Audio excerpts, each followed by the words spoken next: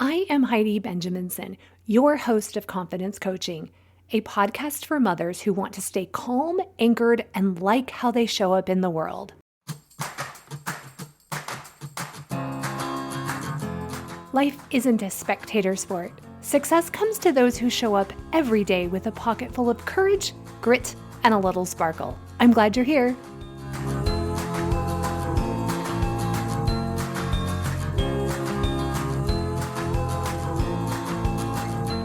Hello. Welcome to episode 190, Giving and Receiving Graciously. How are you doing? My home is knee-deep in college applications, fall sports, recovering from hurricanes, hosting company, family birthdays, and just trying to enjoy each day. Some days bring highs, some days bring lows. This is our last year with a high schooler, y'all, a senior. We are doing some activities for the last time. Our last high school homecoming is coming up. Our biggest challenge is helping our senior keep a balance without going into burnout. It's tough. This week we are forcing some balance by making her say no to extras so she gets her sleep. It's all a journey. Even though it's a busy year, I am not wanting it to go fast. I want to talk today about the energy we have when we give and receive. Giving may seem different or the opposite of receiving, but the energy and emotions we have around one translates into the energy we have around the other. If we have a hard time receiving help, receiving gifts, we are subconsciously doing things that limit the abundance and goodness available when giving help, when giving gifts. Also, if we only want to be the giver of anything, gifts or help, it means we have judgment and feel a sense of superiority over people who need help. I remember hearing Brene Brown say, if you cannot accept help, you cannot give help without judgment. And I stopped in my shoes. How incredibly true. Here, we've all grown up hearing the quote, it's better to give than receive. And while it's said often with the intent to encourage us to all serve each other, which is a good message, we aren't given tools or messages about the goodness and beauty of receiving help. And that goodness and beauty comes when we focus on the energy and emotion we place on the giving and the receiving. The positive cycle of energy that's created when we give and receive with the right mindset is deeply connected to letting go of the ego. When we give with genuine care and compassion, without attachment to the outcome or a need for recognition, we're operating from a space of selfless service. The giving isn't about us at all. We're not doing it to make ourselves feel good or to obtain validation from the recipient. We aren't trying to make the recipient like us or even think that they now owe us something. Rather, our focus is solely on uplifting the other person and contributing to their well-being. No ego, no pride. There is a profound sense of joy and fulfillment that comes from giving and helping, but it's not contingent on the receiver's response or on our own needs being met. Most giving can be done anonymously. When we can do this, we're doing it because it's who we want to be. Think about it in terms of our lanes. I am responsible in my lane to give to others when I desire to or can help others. I'm not responsible for the energy or even the use of the items when they're received. I can catch myself often thinking, I need to give a gift or feel obligation to give a gift. I catch myself in that sense of obligation and I pause and I delay giving until I get to the energy of wanting to send a gift. I'm not the victim of other people's birthdays or weddings or graduations. I'm given the opportunity to give. I'm empowered to give. Obligated, resentful energy is very different from sincere giving energy. Similarly, when we receive gifts or help from others with an attitude of humble gratitude, we're letting go of our ego's tendencies towards pride, entitlement, or the need to reciprocate immediately. We're simply allowing ourselves to be the beneficiary of a friend's kindness without getting caught up in stories of, oh, I'm not worthy of this, you shouldn't have, or the need to maintain control. We can all think of situations where it's been hard for us, where our pride has gotten in the way of asking for or receiving help. While we're all human for feeling this way, we aren't in genuine connection with others and with ourselves when we're too proud to receive help. Giving and receiving connects us with each other. We can't connect with just one side. We can't connect if we're just the giver. Picture a circle going around, the giving circle around to the receiving. It's all one continuous energetic exchange. I just took my neighbor a birthday gift. She's a really close friend. I took time to choose her gift. It was meaningful to me, and I thought she'd like it. My energy had nothing to do with her giving me a gift a few weeks ago on my birthday. In fact, I'm a day late for her birthday, and I didn't try to equal what she did for me. She was incredibly grateful and touched by the gift. I didn't give it needing her to respond. She did, though, text me how much what I had given her meant. Our energetic circle, it matched. My friend received her gift with grace. She didn't say, "Oh, you shouldn't have," or "Oh, I'm not worthy of this," or anything to reject the positive energy. Her receiving with humility and grace and abundance completed the circle, and our connection is stronger. A few weeks ago, I brought dinner to a family who just moved to this area and had a baby. They'll never be able to bring me dinner when having a baby because that season is over for me. They received the dinner with gratitude. Now, switching positions, I've had situations in the past where it was hard to accept help or gifts because I felt my own ego and pride saying I didn't want to be reliant on this person, or I was too good to accept help even though I needed it. Or I didn't want to feel like I owed other people. If our ego and need to be superior to others is driving, this is how we feel about receiving. Notice how the energy stops the circle of positive in my life. I block abundance in the world from blessing my family because my ego and pride can't receive. I actually block and reflect back the good energy intended for me, and it feels awful to have that energy pushed back when someone wants to send it to me. Recently, I overheard a conversation where someone rejected the Zelle online payment that a relative had sent their young adult child. It was a modest amount, but they wanted to prove a point to the giver and the child.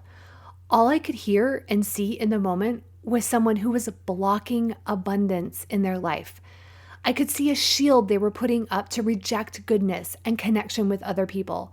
I saw pride and ego getting in the way. We don't want to do this, y'all. There is so much goodness. Open your arms and souls to it.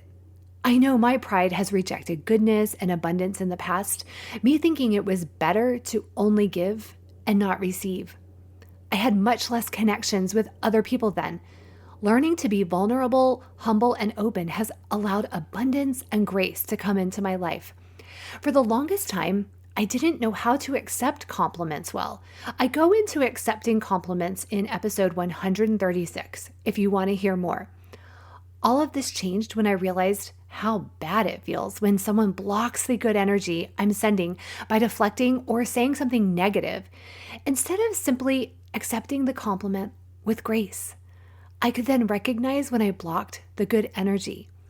Accepting a compliment is as simple as saying, "Thank you. I appreciate that so much." Or "Thank you. That really made my day." This allows the energetic circle to go around and around. This is us putting our hands out and accepting the good and bringing the good into our body, into our hearts. We say, "I accept this goodness," and it adds to the goodness inside me. The person giving the compliment then feels good because the good energy is accepted instead of being blocked and thrown back at them as if it wasn't good enough or there was something wrong with the compliment. A few weeks ago, when I hosted my neighborhood book club, many women complimented me on my home. I said, "Thank you so much." I accepted the compliments. If I had said, "Oh, well, your house looks better than mine," or "Oh, this old couch, we need to upgrade it," I would have been shoving the energy right back at them. The energy back wouldn't feel good. I do actually hate the sectional that I have on our back patio, and I try really hard not to say anything negative when people are admiring our backyard, our pool, and patio because I want to match the good energy with good energy. Everyone feels good when we do this. This is a skill to learn, practice it. Watch other people as they graciously accept compliments. Let your children see you accept compliments. If you've done it poorly before, you're in good company. So have I. Notice now how the energy moves between people and we're more connected when we can match the good energy of giving with the good energy of receiving. A few weeks ago, I had a birthday, like I mentioned before. I have topics of podcasts that I ponder and research for a while, and this one has been on there. So on my birthday, I was pondering this giving and receiving energy. I really worked hard to open my heart and body to receive the many, many texts and cards and flowers and gifts and all the goodness. I'm very willing to give the rest of the year, so I wanted to practice receiving that day, being humble and grateful for the abundance of my life. My cup runneth over of all the important things in life, my relationships. At dinner, my family talked about the things they like most about me. I looked them in the eye, I hugged them, I opened my heart to receive the good energy back that reflects the good energy I've given them my whole life. Just continuing the transfer of the goodness. I told them thank you and how much it meant that they would say all of that. This openness and vulnerability and clear communication, it wasn't really modeled to me in my younger years. You can develop this skill like I have. Watch people who give and accept compliments well. Watch how they say, "Oh, thank you very much." Or how they say, "I love how you do this for me." Watch the giving and receiving of the positive energy and how it fills the spaces with such warmth and gratitude. Remember, vulnerability is one of the most connecting emotions we have with humans, and being able to receive with humility and grace is a vulnerable position, and it creates connections. As humans, one of the most basic needs, not wants, needs, is the need to connect with other humans. We connect by being vulnerable and showing we need each other. At the dinner, when my family was giving me praise, I said, "Thank you so much. This means so much to me." Practice what you will say when you're given a compliment. Think of it as gently passing a ball back to someone. Keep it simple. "Thank you so much. I appreciate your words." Don't then say anything negative about yourself or anything. Keep the same simplicity when receiving help. "Thank you so much. I really appreciate this. I appreciate your time. Thank you for your generosity." Write a thank you card or text if that's warranted. Do it from a place of abundance, not a place of needing to reciprocate.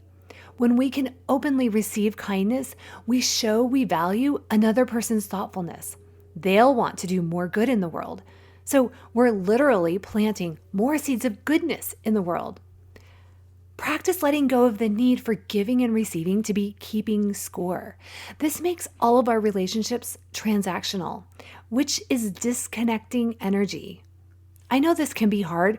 Our culture values being able to quantify and define relationships.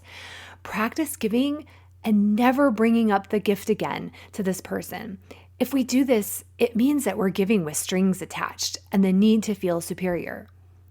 I found myself yesterday stopping myself in my tracks from saying to my daughter, "I just bought you those jeans, so you need to do this thing." I stopped myself and reminded myself, I bought the jeans because I wanted to. It's who I wanted to be. I have no business now using that good energy to manipulate or guilt her into anything. I've seen people very uncomfortable to accept help because they won't be able to reciprocate for whatever reason. I've been this person in the past. This blocks abundance and connection, often when we need it most. So pride and the need to feel equal to the other person limits that positive energy that can flow between people. As we go into the holiday season, let's practice giving with grace and without strings attached, and let's open our arms and hearts to receive being vulnerable and humble and willing to connect with others.